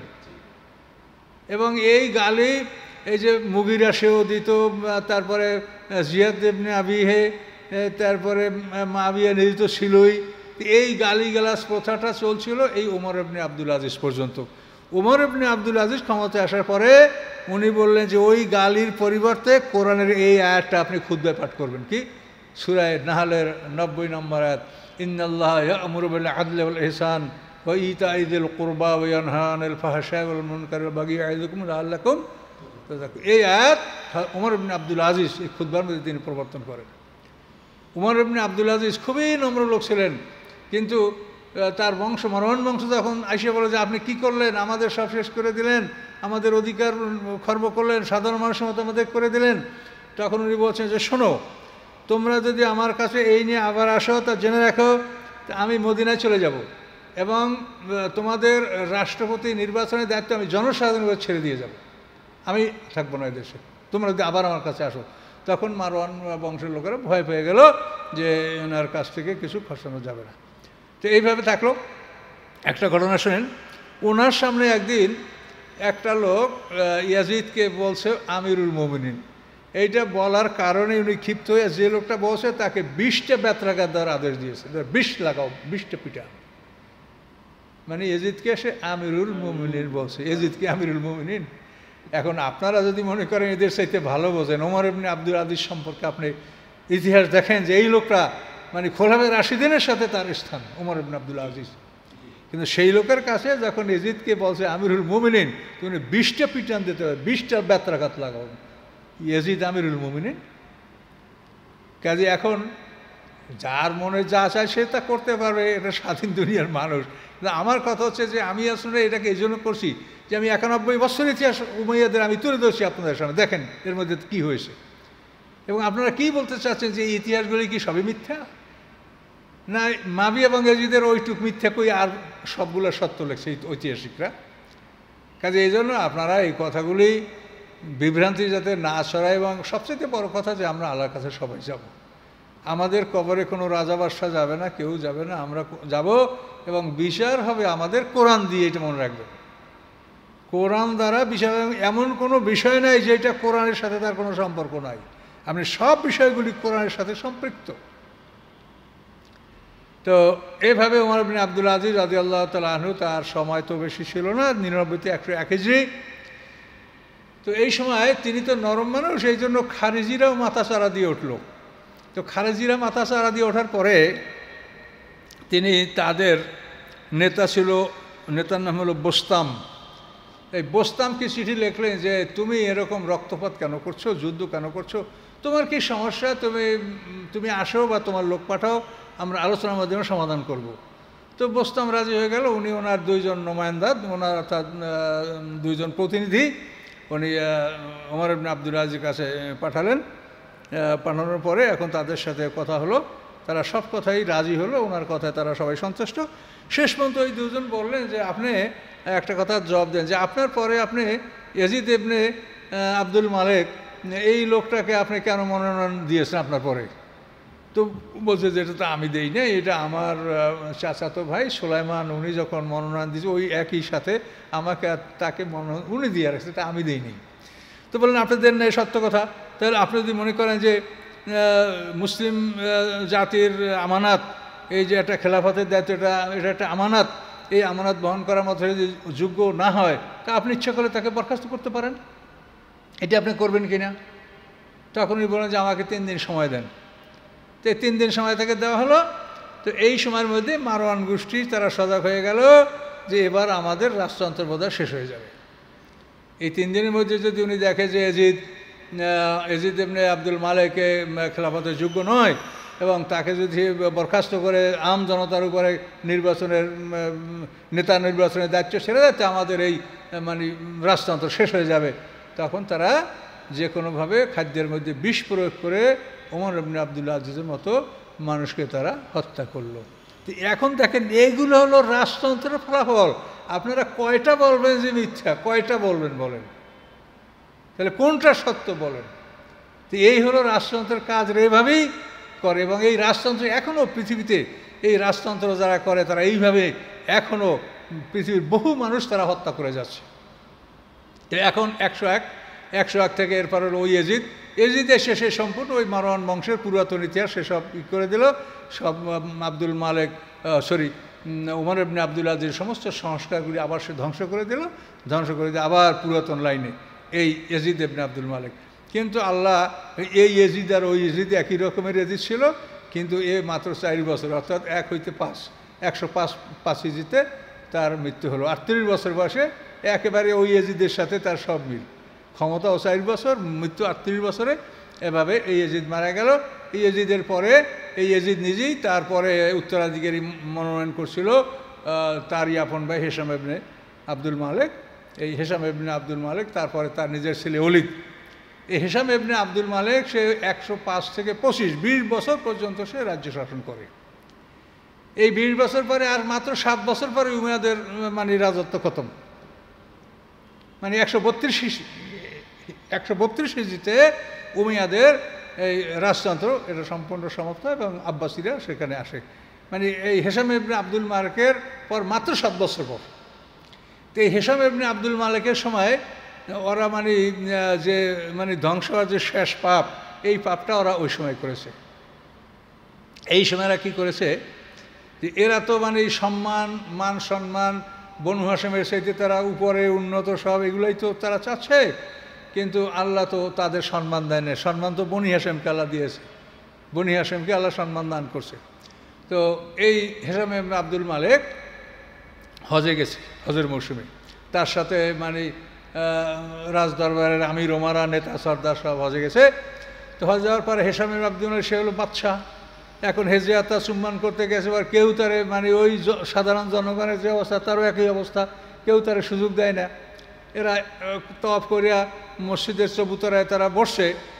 ইতিমধ্যে জয়নাল আবদিন, ইমাম হোসাইনের ছেলে জয়নাল আবদিন, তিনি হজ করতে আসেন। তিনি যখন হেজিয়াতের কাছে গেছে সব ফাঁকা, কোনো লোক নাই, উনি একা। সবার দৃষ্টি কী ব্যাপার, এতে এই লোককে। এখন ওখানে কবি ফারাজদক ছিল, অন্য অন্য রাজ দরবারের লোক ছিল। এখন হেসাম আব্দুল মালিক যে না, আমি তোকে চিনছি না, মানে এটা তো লজ্জাকর ব্যাপার যে আমি রাজা, আমার জন্য মানুষের একটু জায়গা ছাড়লো না, আর ওনার জন্য সব পরিষ্কার করে দেওয়া হলে ঠিক উনি আর এই মানে খুবই মানে মনক্ষুণ্ণ হয়ে গেলেন। তো মনক্ষুণ্ণ হয়ে যাওয়ার পরে তো এই জয়নাল আবদিনের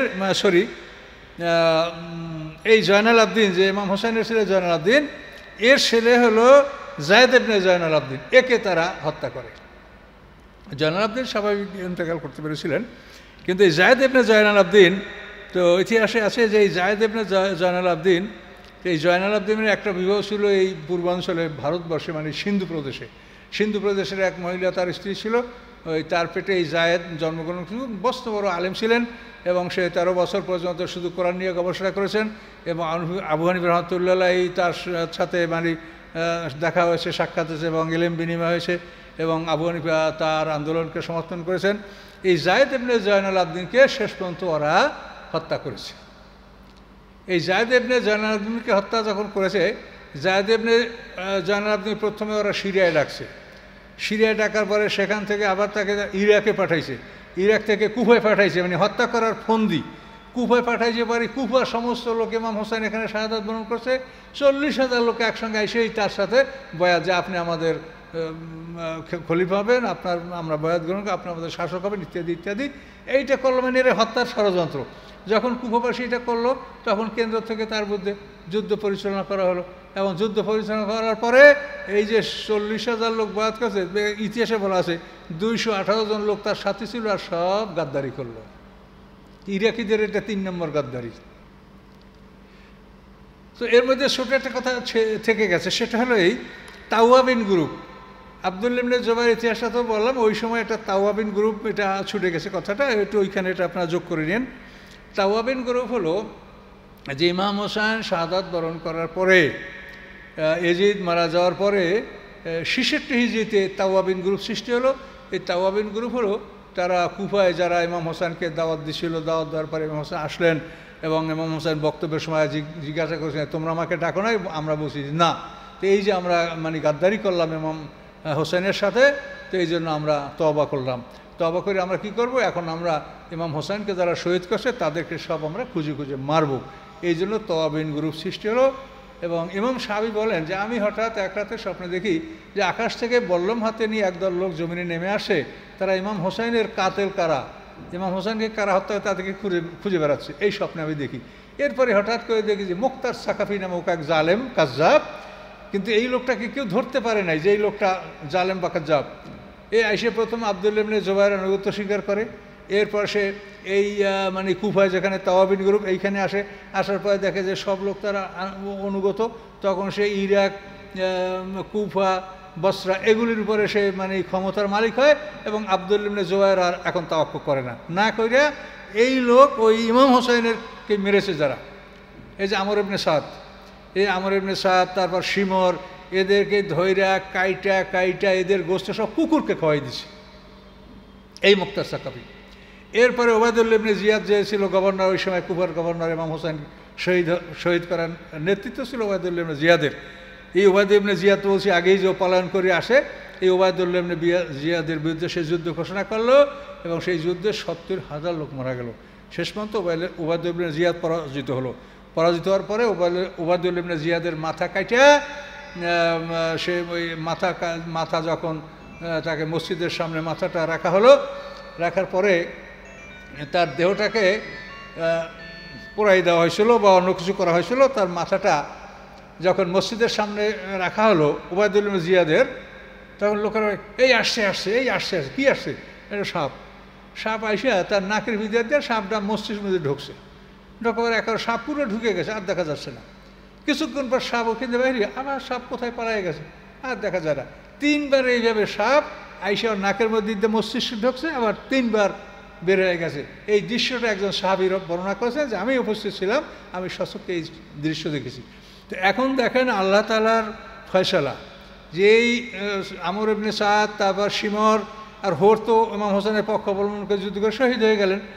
আর এই উবাইদুল্লাহ এরা যখন তিনজনের যখন মৃত্যু হয়ে গেল, এরপরেই যে ওই যে আব্দুল্লাহ ইবনে জুবায়ের উনি শেষ পর্যন্ত চিন্তা করলেন তো এ তো ফেতনা, এ হযরত আলী রাদিয়াল্লাহু তাআলাকে মনে করে যে মানে মানে মানে চরমপন্থী শিয়া, আলীর একটা কুরসি আবিষ্কার করছে, জয়নাল আবদিনকে তার ইমাম বানাইছে, এই সমস্ত যখন ভানাই শুরু করছে, তখন আব্দুল্লাহ ইবনে জুবায়ের রাদিয়াল্লাহু তাআলা তার ভাই মাসআবের নেতৃত্বে তার বিরুদ্ধে যুদ্ধ করে এবং এই মুক্তার সাকাফিকে এখানে তাকে হত্যা করা হয়। এইভাবে মুক্তার সাকাফির পতন ঘটে। তা মোট কথা হলো যে আল্লাহ তাআলা সব কিছুই করতে পারেন, এক জালেমদের আল্লাহ তাআলা অন্য জালেমকে ধ্বংস করেন। তো এখানে আমাদের কথা আমি আর সামনে যাব না।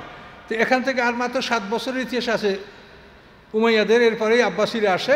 তো এখন এই সামনের আলোচনা করতে গেলে আব্বাসী উমাইয়া একটা মিলে ইতিহাসটা তৈরি করতে হবে, এই জন্য আমি ওদিকে সামনে গেলাম না। তা আমার কথাটা হলো যে এই যে দীর্ঘ সময়টা আপনারা দেখলেন এই ইতিহাসটা, এই পুরো ইতিহাসটা সেই যুগের সমস্ত মুসলমানরাই এদের এই রাজতন্ত্রকে অপছন্দ করেছে, যার জন্য শেষ পর্যন্ত তারা এই জয়নাল আবদিনের ব্যাপারে ক্ষিপ্ত হয়ে তারপর তার ছেলে যায়েদ ইবনে জয়নাল আবদিনকে তারা হত্যা করে এবং এরপরই উমাইয়া খেলাফতের সম্পূর্ণ পতন ঘটে। তো এই জন্য বিষয়টা হচ্ছে এই যে আল্লাহর কোরআন যা বলেছে আমরা সেই কোরআন থেকেই সব কথাগুলা খুঁজে বের করব এবং আমরা সমাধানগুলো খুঁজে নেব, এছাড়া অন্য কোনো দিকে যেন আমরা না যাই। আর ইতিহাসের ব্যাপারটা হলো যে ঐতিহাসিক সত্য একটা জিনিস, এটাকে অস্বীকার করা যায় না। ঐতিহাসিক সত্য যেটা, এটাকে স্বীকার করতে হয়।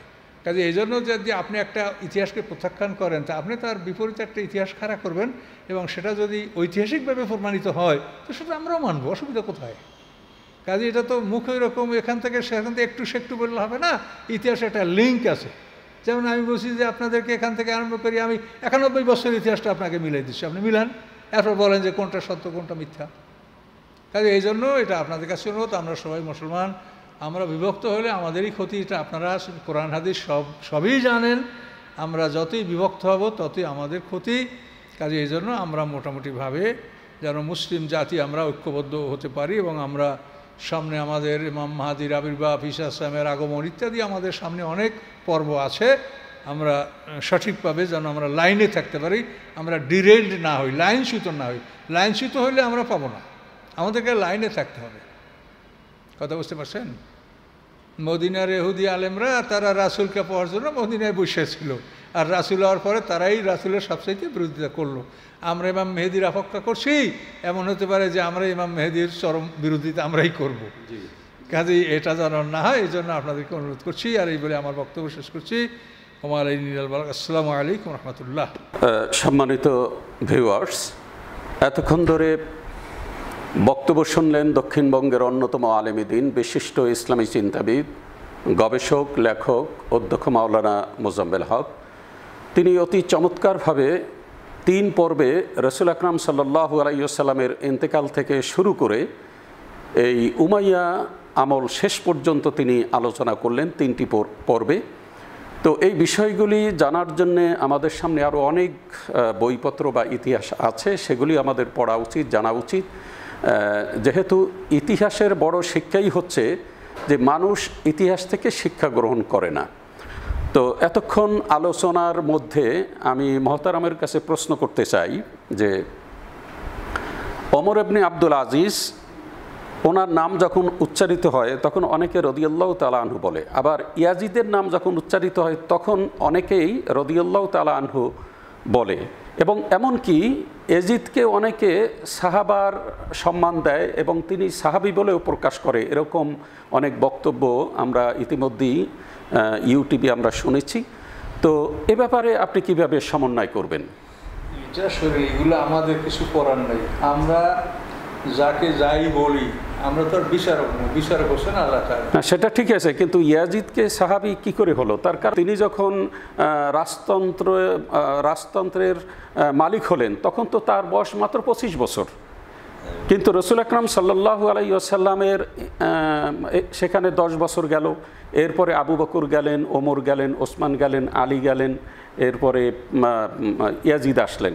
তো সে তো অনেক পরের, তো সেখানে এতটা মানে ঐতিহাসিক যে বিষয়টা, এগুলি তো আসলে আমাদের চিন্তা ভাবনা করি আমার মনে হয় কথা বলা উচিত। জন্ম হলো 26 হিজরিতে, জি 26 হিজরিতে তার জন্ম, আর রাসূলের ইন্তেকাল হলো 10 হিজরিতে।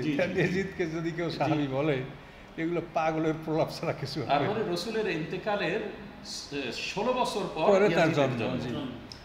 আরেকটি বিষয় যে রাদিয়াল্লাহু তাআলা আনহু, যেটা আমি বললাম, তো কোরআনের একটি আয়াতে আছে যে ইন্নাল্লাযীনা আমানু ওয়া আমিলুস সলিহাতি উলাইকা হুম খায়রুল বারিয়া জাযাহুম ইনদা রাব্বিহিম জান্নাতু আদনিন তাজরি মিন তাহতিহাল আনহারু খালিদিনা ফিহা রাদিয়াল্লাহু আনহুম ওয়া রাদু আনহু। তো এই ক্ষেত্রে শুধু সাহাবায়ে কেরাম রাদিয়াল্লাহু তাআলা আনহু আমরা বলি, কিন্তু আমরাও তো এর মধ্যে গণ্য হতে পারি। হ্যাঁ, ওখানেও পারেন, আর আল্লাযিনা তাবাউ মিন বাদিন যেটা আছে ওখানেও তো কোনো সীমা উল্লেখ করা হয়নি, উল্লেখ করা নাই। আস-সাবিকুনাল আউয়ালুনা মিনাল মুহাজিরিন ওয়াল আনসারি ওয়াল্লাযিনা তাবাউহুম বিইহসান, এখানে তো সীমা দেওয়া হয়নি। কাজে ওখানে যদি সিনিয়রদের আনুগত্য আমাদের মধ্যে থাকে তা আমরাও রাদিয়াল্লাহু আনহু। আর এইখানে যে আপনি একটা বললেন, এখানে রাদিয়াল্লাহু আনহুর ব্যাপারে আল্লাহ একটা শর্ত দিয়েছেন যে জালিকা লিমান খাশিয়া রাব্বা। এখানে শর্ত লাগাইছেন যে রবকে যদি ভয় করে, এটা রবের ভয়, এটা যদি প্রমাণিত হয় তাহলে রাদিয়াল্লাহু আনহু খেতাব ইন্নাল্লাযীনা আমানু ওয়া আমিলুস, এরাও রাদিয়াল্লাহু আনহু পাবে। এখন ব্যাপার হচ্ছে আমি কাউকে রাদিয়াল্লাহু আনহু বললেন, আরও একারে জান্নাতি অনেক কিছু, আমার বলায় আপনার বলায় কিছু হবে? আমরা কি বিচারক? কাজে বিচার করবেন আল্লাহ তাআলা। এগুলো আমাদের বলায় যদি আমরা বাড়াবাড়ি করি তো সেটা আমাদের জন্য অপরাধ হবে, আর কেউ যদি আমরা আন্ডার এস্টিমেট করি তো সেটাও আমাদের জন্য অন্যায় হবে। আমরা সবাইকে যথাযথ মান সম্মান দেওয়ার চেষ্টা করব, তবে যে কথাই আমরা বলবো সেটা অন্তত কোরআনের সাথে সম্পর্ক থাকবে। কোরআনে যে সূরা হাশরের 10 নম্বর আয়াতে বলা হয়েছে আল্লাযীনা তাবাউ দারাল ঈমানা মিন ক্বাবলিহিম, মানে হিজরতের আগে, ক্বাবলিহিম মানে আল্লাহ রসুল যে হিজরত করবেন এই হিজরতের আগেই তাবাউ দারাল ঈমানা, যারা ঘর বানিয়েছে ঈমান এনেছে, আনসার, হ্যাঁ আনসার, তাবাউ দারাল ঈমানা। তারপরে কি আল্লাযীনা তাবাউ দারাল মিন ক্বাবলিহিম ইউহিব্বুনা মান হাজারা আলাইহিম, এখানে আবার লাগালেন ইউহিব্বুনা মান হাজারা আলাইহিম। আনসার মুহাজির দুইটা দলকে এখানে আল্লাহ সম্বোধন করলেন। পরে কি বললেন? আল্লাযীনা যাউ মিন বাদিহিম, এর পরে যারা আসবে তারা কি করবে? ইয়াকুলুনা রাব্বানা গফির লানা ওয়া লিইখওয়ানিনাল্লাযীনা সাবাকুনা বিল ঈমান ওয়া লা তাজআল ফি কুলুবিনা গিল্লাল লিল্লাযীনা আমানু রাব্বানা ইন্নাকা রাউফুর রহিম। এই আনসার মুহাজিরের পরে, আনসার মুহাজির হলো মক্কা বিজয় পর্যন্ত, মক্কা বিজয়ের পরে আর আনসারও নূতন হবে না, মুহাজিরও নূতন হবে না। এই জন্য আল্লাযীনা বাদিহিম, মানে মক্কা বিজয়ের পরে যারা ঈমান আনলো, হ্যাঁ, তাদের জন্য আল্লাহ বলছেন তারা দোয়া করবে যে আল্লাহ আমাদেরকে মাফ করেন, এবং ঈমানের ক্ষেত্রে যারা অগ্রগতি তাদেরকে আপনি মাফ করেন। তো আল্লাহ বলছেন যে তাদের জন্য তোমরা ক্ষমা প্রার্থনা করো, আর তোমরা তাদেরকে দাও গালি। আয়েশা সিদ্দিকা বলেন, মাসুক থেকে হাদিস বর্ণনা, যে আল্লাহ বলছেন যে তোমরা তাদের জন্য ক্ষমা প্রার্থনা করো, তোমরা দিচ্ছ তাদেরকে গালি, কি করছি, কি তোমরা পাবে? এখন আমরা একজনকে বেহেশত দান করে দিলাম, মানে কি বেহেশত আমাদের হাতে? কাজে এই জন্য এটা কেউ বললে বলতে পারে, কিন্তু অতিরিক্ত বললে কিছু লাভ হবে না, কোরআনের সাথে কথার মিল থাকতে হবে। তাহলে আল্লাহ যাদের আনুগত্য করতে বলছেন, আল্লাহ যাদের দোয়া করতে বলছেন যে তাদের ব্যাপারে অন্তরে যেন একটু মাত্র হিংসা বিদ্বেষ না থাকে, এটা কোরআনে আল্লাহ বলেছেন। একটা সাহাবীদের মধ্যে আপনি হিংসা বিদ্বেষ পোষণ করবেন, আর আপনি রাদিয়াল্লাহু আনহু অমুক সমুক না, এটা আপনি বলতে পারেন। বায়াতে রিদওয়ান, হুদায়বিয়ার সন্ধিতে যারা রাসূলের সাথে বায়াত গ্রহণ করছে, আল্লাহ তাদের ব্যাপারে রাদিয়াল্লাহু আনহু আল্লাহ নিজে ব্যবহার করলেন। আর সূরায় তো আবার 100 নম্বর আয়াতে আল্লাহ বললেন যে সিনিয়রদের আনুগত্য যারা করবে, আল্লাযীনা তাবাউহুম মিন বা'দিহিম, সিনিয়রদের স্বেচ্ছায় যারা আনুগত্য করবে তারাও রাদিয়াল্লাহু আনহুর অন্তর্ভুক্ত হবে। তা আনসার মুহাজির এবং তাদের আনুগত্যকারী এই 3টা দলের উপরে হবে রাদিয়াল্লাহু আনহু। এখন এই আনসার মুহাজির সিনিয়র এদের আনুগত্য করে না যারা, তাদেরকে আপনি আমি রাদিয়াল্লাহু বললে হবে? কোরআন বলছে যে তারা রাদিয়াল্লাহু অন্তর্ভুক্ত হচ্ছে না, তা আপনি আমি বললে হবে? এটাকে আমাদের হাতের কাজ? কিন্তু আল্লাহর কোরআনের আইন করে দেওয়া হয়েছে এবং তাদের জন্য দোয়া করতে হবে। এবং দোয়া না করে দেবেন তাদেরকে গালি, 60 বছর পর্যন্ত বর্ষারে মেম্বার গালি, এবং সেই গালি প্রতিবাদ করতে যাইয়া সাহাবী শহীদ হয়ে গেলেন। হযর ইবনে আদি প্রতিবাদ করতে গিয়ে শহীদ হয়ে গেলেন সাহাবী। আপনি কি মনে করেন? আপনারা তো মনে করেন সাহাবীদেরকে গালি দেওয়া অপরাধ। সাহাবীদেরকে গালি দেওয়া অপরাধ, সাহাবীদেরকে খুন করা কি মাপ? হ্যাঁ, তাই তো আমরা দেখি যে নোমান ইবনে বশির, যার জন্মে মদিনায় তাকবীর ধ্বনি দেওয়া হয়েছিল, এরপরে আব্দুল্লাহ ইবনে জুবায়ের, যার জন্মে তাকবীর ধ্বনি দেওয়া হয়েছিল, অথচ তাদের যেদিন শাহাদাত বরণ করেন সেদিনও মুসলমানরা আনন্দে তাকবীর ধ্বনি দিয়েছে। কত দুঃখজনক! তালহা জুবায়েরকে কে হত্যা করেছে? মুহাম্মদ ইবনে আবু বকরকে কে হত্যা করেছে? হযর ইবনে আদিকে কে হত্যা করেছে? এরপরও দুঃখজনক হচ্ছে যে সিফিনে সেখানে কত সাহাবীরা শাহাদাত বরণ করেছেন, যেখানে হুদায়বিয়া সন্ধিতে 1400 সাহাবী আল্লাহ রসুলের সাথে অংশগ্রহণ করেছিলেন, সেই বায়াতে রেদওয়ানের 800 সাহাবী সিফিনে অংশগ্রহণ করেছেন। তাহলে সাহাবীরা হ্যাঁ আলীর পক্ষ অনুসরণ করেছেন, তো তাদেরকেও অংশগ্রহণ করেছে এবং তাদেরকেও হত্যা করা হয়েছে। তো মানে আপনি যথার্থই বলেছেন যে তাদেরকে গালি দেওয়া যদি না যায়, কিভাবে আপনি বললেন আবার কথাটা আপনি আবার বলুন। আমি বলছি যে সাহাবীদেরকে গালি দেওয়া যদি অপরাধ হয়, জি, সাহাবীদেরকে খুন করা নাউযুবিল্লাহ মিন জালিক। আপনি সমালোচনা করলেন, আপনার মনে করেন সাহাবীদের গালি দেওয়া অপরাধ, আচ্ছা মানি নিলাম, জি, কিন্তু এটা যদি গালি দেওয়াই অপরাধ হয় তাহলে খুন করাটা কি? এটা মাফ? নাউযুবিল্লাহ মিন জালিক। খুন করেছে। সম্মানিত মুহতারাম, আসসালামু আলাইকুম ওয়া রাহমাতুল্লাহ।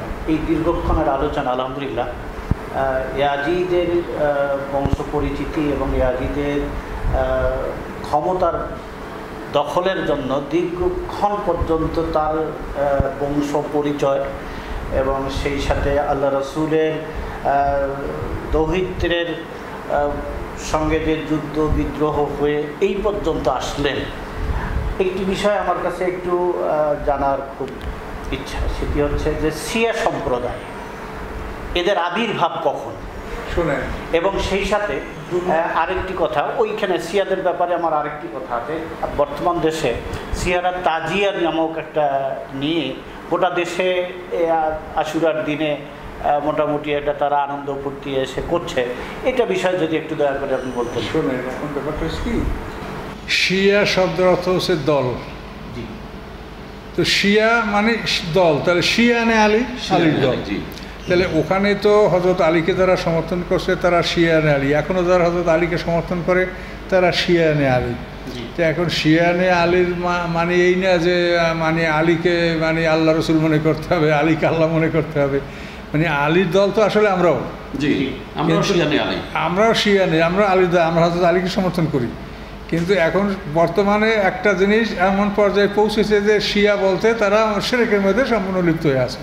এটি আমার জিজ্ঞাসা, এটা শিয়ারা যেটা করছে, জি, এটা তো সীমা লঙ্ঘন না। না, ইসলাম ভিতরে কি করে হয়?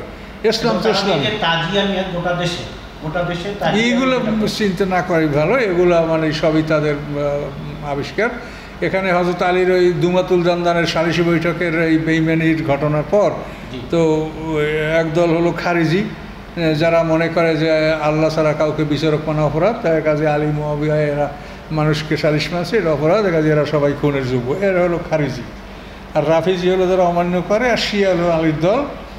আর এই নামগুলো ওভাবে ওই সময় আরও একটা প্রসেস ছিল, আহলুস সুন্নাত ও আহলুল বিদআত।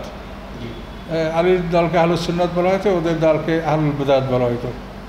তো আলীর দলকে আহলুস সুন্নাত, ওদেরকে বাগী, বিদ্রোহী বলা হতো। এই সমস্ত কথাগুলি ওই সময় আসছে। তবে এখন তো প্রত্যেকটা জিনিসেরই যতই পুরাতন হয় ততই তার রূপ পাল্টে। কাজে এই জন্য এরা শিয়ারা যেগুলো করছে এগুলো পৌরাণিক দালিল কি থাকতে পারে? এরা যেগুলো করছেন কোরআনের তো কোনো দলিল নেই, কিন্তু এগুলো যারা এইগুলো যেগুলো করছেন ওরা তাজিয়া নিয়ে গোটা দেশে যেগুলো করছে, গোটা দেশে প্রতিটা শহরই হচ্ছে, প্রত্যেকটা শহরই হচ্ছে। এজন্য রাষ্ট্রীয়ভাবে তো বাধা তো নেই, বরঞ্চ রাষ্ট্রীয়ভাবে তাদেরকে সহযোগিতা করা হচ্ছে।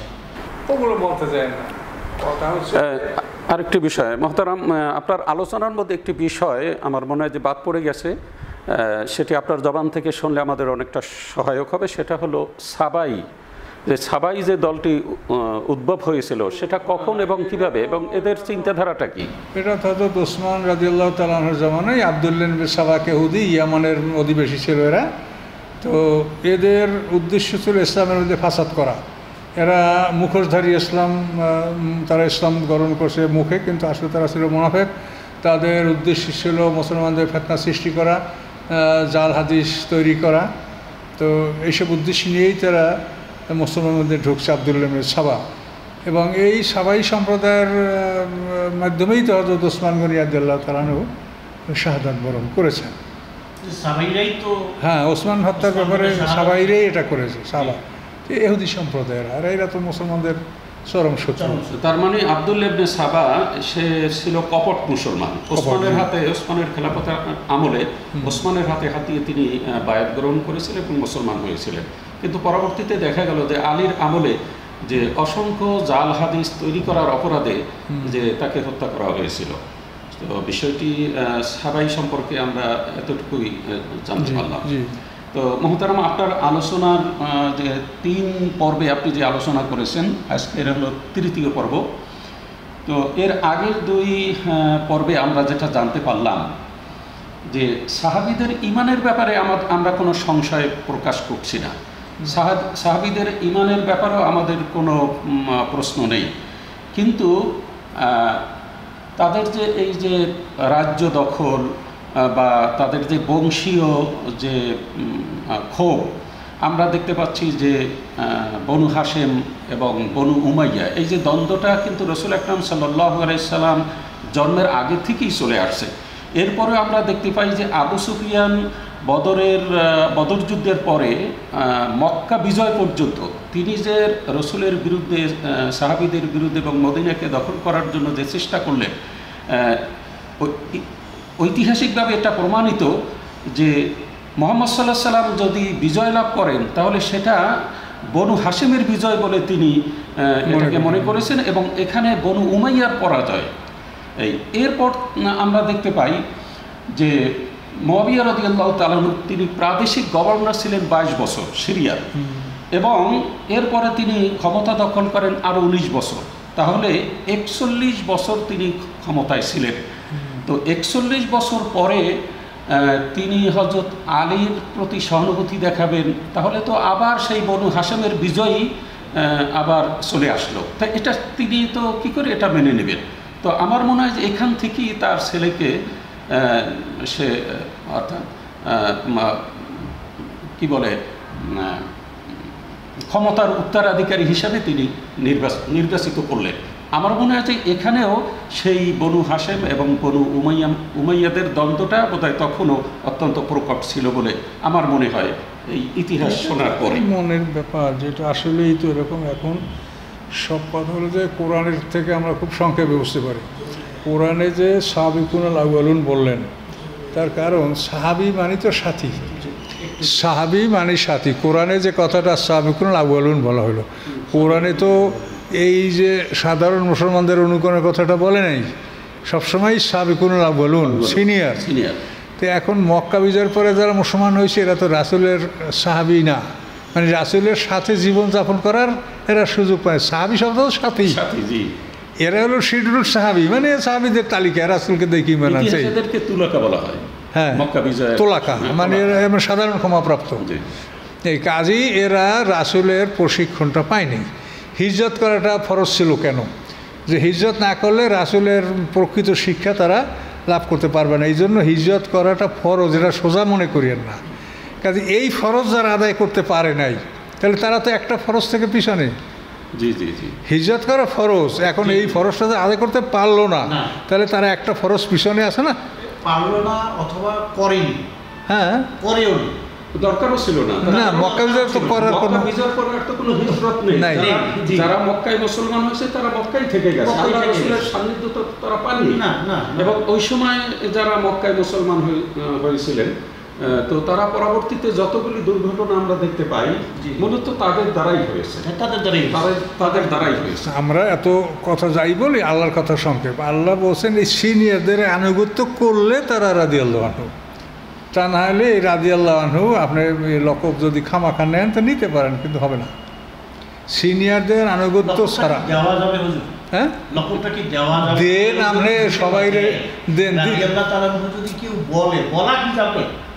হ্যাঁ, বলতে পারে, সবাই তো চিন্তাধারা এক না, এই জন্য বলতেই পারে, নিষেধ করার আমাদের কোনো দরকার নেই, প্রয়োজন নাই। এটা আপনার মনের ইচ্ছা, আপনি যদি মনে করেন তো বলেন, আর যদি আমার মনে না হয় তা আমি বলবো না।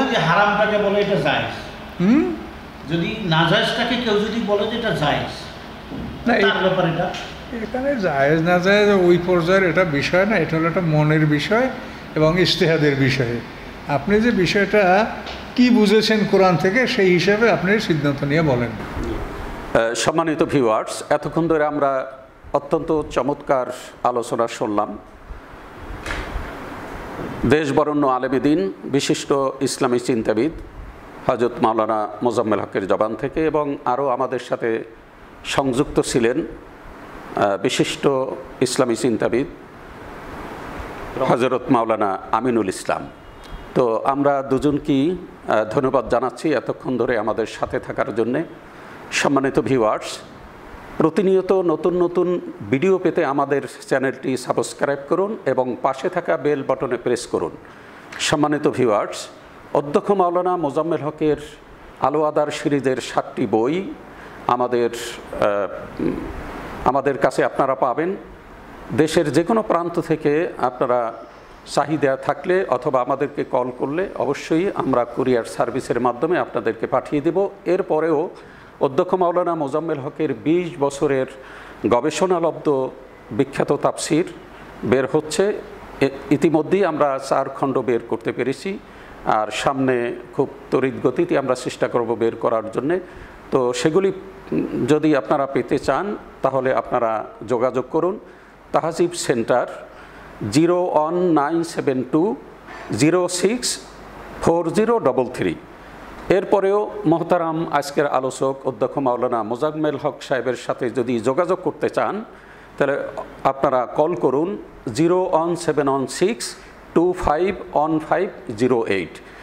এরপরেও যে বিষয়গুলি আপনাদের অতীব জরুরি জানা প্রয়োজন দরকার মনে করেন তাহলে অবশ্যই আমাদেরকে জানাবেন, কমেন্টের মাধ্যমে আমাদেরকে জানাবেন। অবশ্যই পরবর্তীতে আমরা মহতারামকে নিয়ে সেই বিষয়গুলি আলোচনা করব।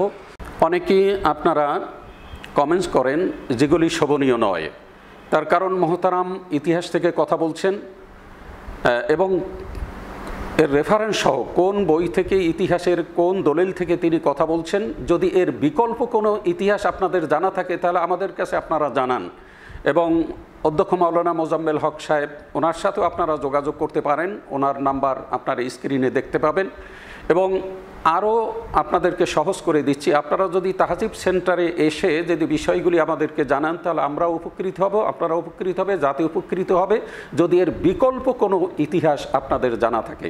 সুতরাং মহতারাম যে আলোচনা করেছেন, এই আলোচনা আপনারা যদি সমালোচনা করেন অবশ্যই করতে পারেন, কিন্তু বিনীতভাবে অনুরোধ করছি যে আপনারা এই ইতিহাসের পূর্বাপর এই ইতিহাসগুলি জেনে মহতারামের সমালোচনা আপনারা করুন, সমস্যা নেই। আপনাদের কাছে বিকল্প ইতিহাস থাকতেই পারে। সুতরাং আমরা এজন্য প্রস্তুত আপনাদের প্রশ্নের জবাব দিতে। তবে এরকম অহেতুক কোনো কমেন্টস আপনারা করবেন না যেগুলি আমাদের জন্য শোভনীয় নয়।